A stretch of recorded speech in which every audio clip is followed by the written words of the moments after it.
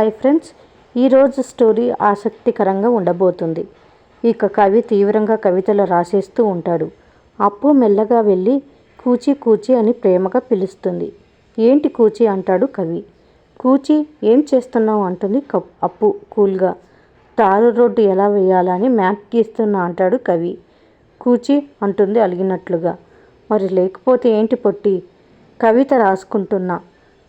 కనిపిస్తుంది కదా అంటాడు కవి. తల కిందకు కవిత వైపు చూస్తూ పుల్లగా ఏదైనా తినాలని ఉంది కూచి అంటుంది అప్పు క్యూట్గా. ఇది వర్షాకాలం, ఇప్పుడు మామిడికాయలు దొరికినా పురుగులుంటాయి, తింటావా అంటాడు కవి కూల్గా. మామిడికాయలు దొరక్కపోతే ఏంటి కూచి, చింతకాయలు దొరుకుతాయి కదా, తెచ్చి పెట్టచ్చుగా అంటుంది అప్పు రిక్వెస్ట్గా. దానికి తెచ్చి పెట్టడం ఎందుకు, కిచెన్లోకి వెళ్తే చింతపండు కిలోలు అంటూ ఏదో లైట్ వెలిగిన వాడిలా పైకి లేచి పొట్టి నువ్వు అంటాడు అనుమానంగా నవ్వుతూ. అంటుంది అప్పు. హే యాహూ అంటూ అప్పుని ఎత్తుకుని తిప్పేస్తాడు కవి. నువ్వు అమ్మవి కాబోతున్నావంటే అంతా చాలా సంతోషిస్తారు, అందరికీ చెప్పేసి వస్తాను అనేసి కవి పరుగు తీస్తాడు. ఇంకా కవి సంబరంగా కిందికి వచ్చి అందరినీ పిలుస్తాడు. అంతా దగ్గరకు వస్తారు. పైనుంచి అప్పు వస్తుంది. కిచెన్లో కావ్య వంట చేస్తూనే ఏంటా విషయం అన్నట్లుగా ఓ చెవి ఇటు వేస్తుంది. అయితే కవి సిగ్గుపడుతూ విషయం చెప్పకుండా ఆగిపోతాడు. అప్పు రావడం చూసి నువ్వే చెప్పు అనుకుంటారు. కానీ ఇద్దరూ చెప్పకుండా సిగ్గుపడతారు. దాంతో ఇందిరాదేవి ఏంటిరా సంగతి అంటుంది. ఇక కవి సిగ్గుతో అందరికీ చెప్పలేక ఇందిరాదేవి చెవిలో చెప్తాడు. అంత సిగ్గుపడే పని చేశారట అంటుంది రుద్రాన్ని తిప్పుకుంటూ. నువ్వు నోరు మూసుకో అని ఇందిరాదేవి రుద్రాన్ని తిట్టి మరి ఆ శుభవార్తను అందరికీ చెప్తుంది. ఇక ఒక్కసారిగా ఆనందం పొంగిపోతుంది ఇంట్లో అందరికీ. రుద్రాణి రాహుల్ తప్ప అంతా సంతోషిస్తారు. కావ్య స్టవ్ ఆఫ్ చేసి పరుగున వచ్చి చెల్లెల్ని పట్టుకొని కంగ్రాట్స్ అప్పు అంటుంది. కవికి విషెస్ తెలియచేసి పొంగిపోతుంది. ఇక ఇంట్లో అంతా కవికి అప్పుకి కంగ్రాట్స్ చెప్తారు. అంతా చాలా సంతోషిస్తారు. ఇక ప్రకాశం ధాన్యం తనలో తాను మురిసిపోవడం చూసి ఇదిగో ధాన్యం, వాళ్ళకు వెళ్ళి కంగ్రాట్స్ చెప్పు అంటాడు. దాంతో ధాన్యం కొడుకుని హత్తుకొని కంగ్రాట్స్ చెప్పడంతో పాటు అప్పు వైపు ఓ చూపు చూసి కంగ్రాట్స్ అనేసి వచ్చేస్తుంది. నా చెల్లెలు తల్లి కాబోతుందని తలుచుకుంటేనే చాలా సంతోషంగా ఉంది అంటూనే కావ్య దుగ్గిరాల వారి కోడళ్ళు అని మనకు ఈ సమాజంలో గౌరవం దక్కినప్పుడు ఈ కుటుంబానికి మంచి వారసుల్ని ఇవ్వాలి, అదే మనం తీర్చుకోగలిగే రుణం అంటుంది కావ్య. కావ్య అలా చెప్తుంటే అపర్ణాదేవి, అప్పు, ఇందిరాదేవి కావ్య వైపు జాలిగా చూస్తారు. ఎందుకంటే ఆమె కూడా తల్లి కాబోతోందన్న సంగతి ఆ ముగ్గురికి తెలుసు కాబట్టి.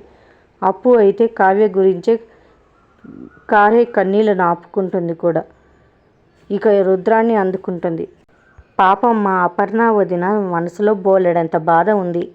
కొడుకు కోడలు కలిసి లేకపోవడం ఒక ఎత్తైతే ఇప్పుడు కొడుకు గతం మర్చిపోయాడు.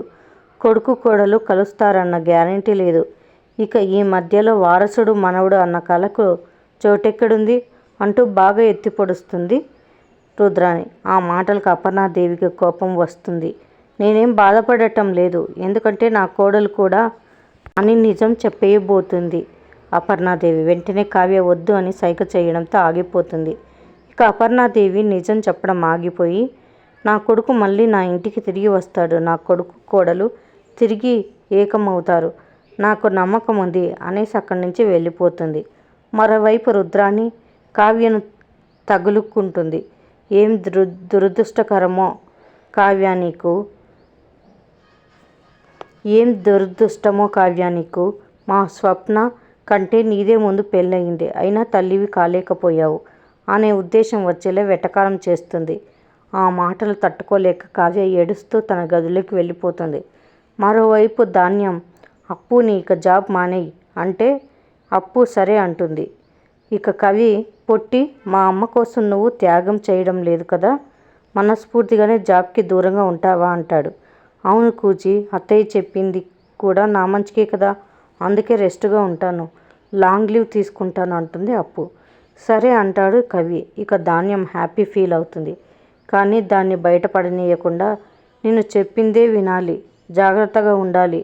చూస్తాను నా మాట ఎంతవరకు వింటుందో అనేసి వెళ్ళిపోతుంది. ప్రకాశం మాత్రం చాలా సంతోషిస్తాడు. కవి అప్పుడే అప్పుతో మొత్తానికి మీ అత్తను పడేసావులే పొట్టి అంటాడు నవ్వుతూ. కావ్య కన్నీళ్లతో గదిలోకి వెళ్ళేసరికి అపర్ణాదేవి ఇందిరాదేవి వెనకే వెళ్ళి ఓదారుస్తారు. అప్పుడు కావ్య ఏడుస్తూ నా చెల్లెలు తల్లి కాబోతుందన్నా అని తన భర్తకు చెప్పుకోగలిగింది. కానీ నేను చెప్పలేకపోతున్నాను. నేనేం పాపం చేశాను? ఆ దేవుడు నాకెందుకు ఇలాంటి శిక్ష విధించాడు చెప్పండి అని కావ్య ఏడవడంతో వెంటనే అపర్ణాదేవి ఓ తల్లిలా కావ్య దగ్గరకు వెళ్ళి కావ్యను హత్తుకుని ఏడుస్తుంది. అది చూసి ఇందిరాదేవి కన్నీళ్లు పెట్టుకుంటుంది. ఇక కావ్య మాత్రం అల్లాడిపోతూనే రాత్రి అయ్యేసరికి ఒంటరిగా బయట కూర్చుంటుంది. అప్పు మామిడికాయ తెచ్చి అక్క కడుపుతో ఉన్న వాళ్లకు తినాలనిపిస్తుంది కదా, తిను అని ప్రేమగా ఇస్తుంది. తింటుంటే రుద్రాణి వస్తుంది. అనుమానంగా ప్రశ్నలు వేస్తుంది. కావ్య కూడా కడుపుతో ఉందా అంటూ, అయితే అప్పు తినాలంటే మీరు తినండి అని అనుమానం లేకుండా డైలాగ్స్తో అప్పు రుద్రాణిని మాయ చేస్తుంది. కానీ